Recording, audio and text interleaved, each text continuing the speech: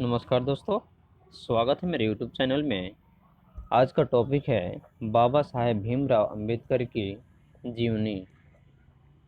क्योंकि बाबा साहेब भीमराव अंबेडकर की सारे जीवनी को एक ही वीडियो में संग्रह किया गया है, जिसे शुरू से अंत तक देखें और इनसे जुड़े सभी प्रश्नों का हल आसानी से करें।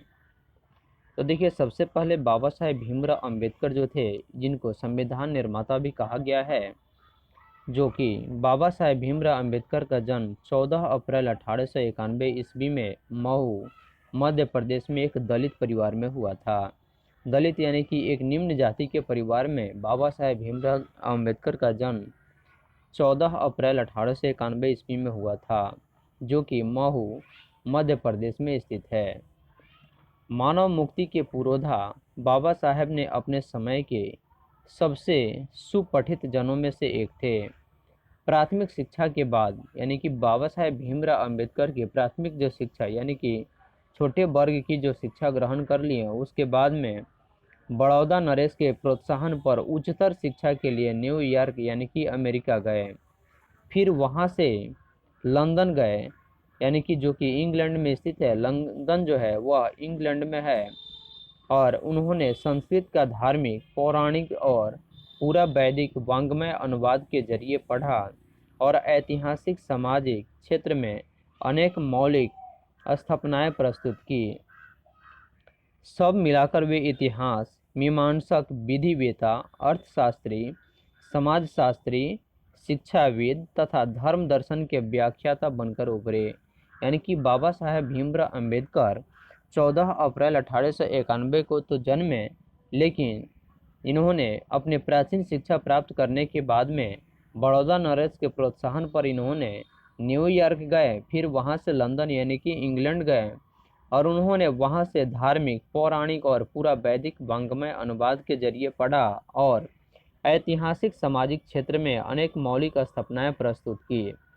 सब मिलाकर वे इतिहास, मीमांसक, विधिवेता, अर्थशास्त्री, समाजशास्त्री, शिक्षाविद तथा धर्म दर्शन के व्याख्यात बनकर उभरे। स्वदेश में कुछ समय उन्होंने वकालत भी की। स्वदेश का अर्थ होता है अपना देश। अपने देश में बाबा साहेब भीमराव अंबेडकर ने कुछ समय के लिए वकालत भी की।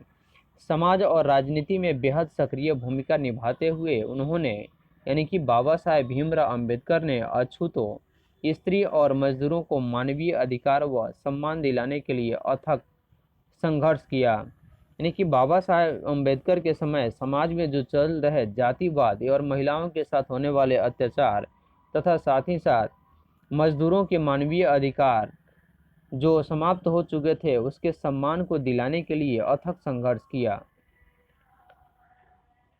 उनके चिंतन व रचनात्मकता के मुख्यतः तीन प्रेरक व्यक्ति रहे: महात्मा बोध, कबीर और ज्योतिबा फुले। और इन तीनों लोगों के बताए हुए मार्ग के अनुसार ही बाबा साहेब भीमराव अंबेडकर ने इन्हीं के चर कमलों के स्थान से इन्होंने अपने यात्रा की शुरुआत की और भारत के संविधान निर्माण में उनकी महती भूमिका यानी कि महत्वपूर्ण भूमिका और एकनिष्ठ समर्पण के कारण ही हम आज उन्हें भारतीय संविधान का निर्माता कहकर श्रद्धांजलि अर्पित करते हैं।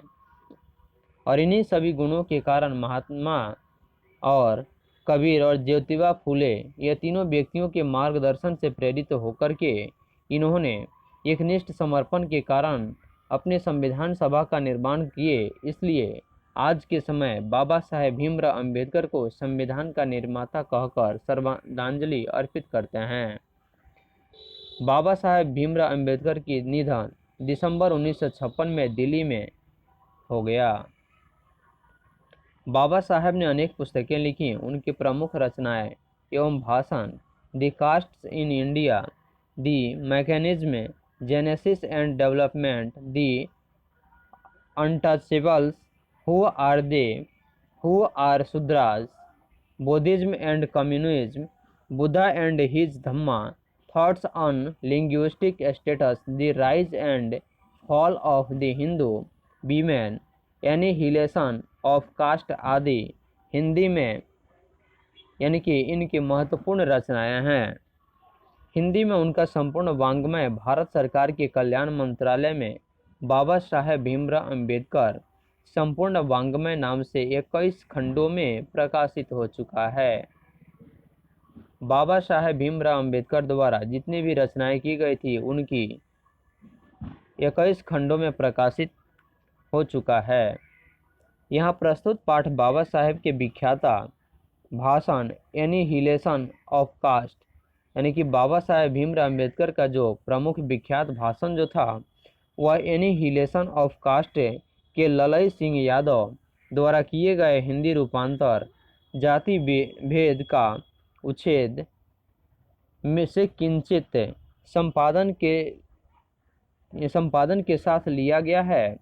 यह भाषण जाति पाति तोड़कर मंडल जो कि लाहौर अधिवेशन के समय यह शुरू किया गया था, जो कि लाहौर अधिवेशन में वार्षिक सम्मेलन सन 1936 के अध्यक्षीय भाषण के रूप में तैयार किया गया था, परंतु उनकी क्रांतिकारी दृष्टि से आयोजकों को पूर्णतः सहमति न बन सकने के कारण सम्मेलन स्थगित हो गया और यह पढ़ा न जा सका। बाद में बाबा साहेब भीमराव अंबेडकर ने इसे स्वतंत्र पुस्तिका का रूप दिया।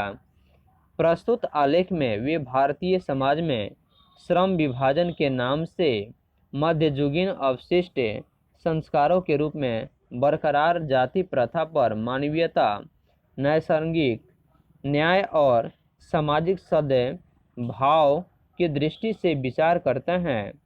जाति प्रथा के विषमतापूर्वक सामाजिक आधारों, रूढ़ पूर्वग्रहों और लोकतंत्र के लिए उसकी अस्वास्थ्यकर प्रकृति पर भी यहाँ एक संभ्रात विधिवेता का दृष्टिकोण उभर सका। भारतीय लोकतंत्र के भावी नागरिकों के लिए यह आलेख अत्यंत शिक्षाप्रद है।